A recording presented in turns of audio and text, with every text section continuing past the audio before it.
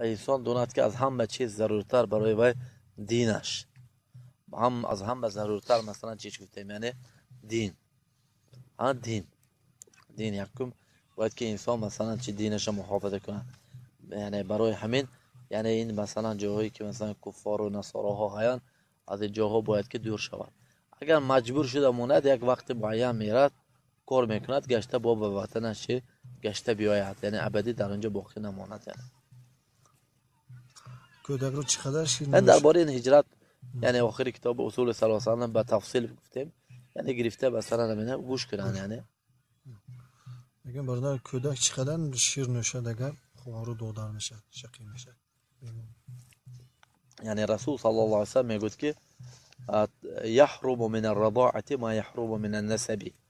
نسب خیلی که مثلا محرمیه ثابت میشد، یعنی مثلا چی، یعنی از یک پدر و مادر مثلا چی برادر خواهرها این چیزای منه و اینچنین به سبب شیر، یعنی یک زن بیگانه یک کودک بیگانه گرفته شیر تیاد و کودک بیگانه برای اینا چی میشد، یعنی چو فرزند میشود.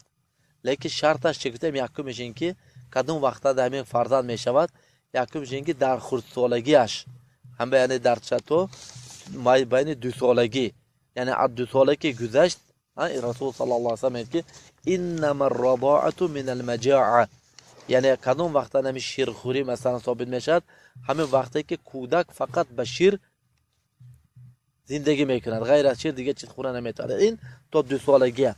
برای همین اگر کودک 3 ساله 10 ساله 15 ساله وای مثلا با تومنش که اگر شیر تیاد که و هیچ خیلی تاثیر نمیکند وای. برای همین باید که چی همین تا 2 سالگی شیر تیاد. این یکم. دویمش باید که 5 بار شیر تیاد. 5 بار شیر تیاد معنیش 5 بار چی، یعنی معنیش که کودک 5 بار هم شیر هم زنه خورد خودش، یعنی تو سرچویشه میخورد. یعنی معنیش نه که یعنی یک بار داد گرفت یک بار داد گرفت یک بار نه، هم میتیاد کودک به کودک خودش به راحت خودش تو سرچویشه میخورد. وقتی که سر شد خودش چی میکند، یعنی ترک میکند. مثلا فرداش یعنی بین چند روز به 5 روز بیانی هم 5 بار هم خیلی شیر تیاد و کودک چی میشد برای این زن مثل فرزند خودش میشد. یعنی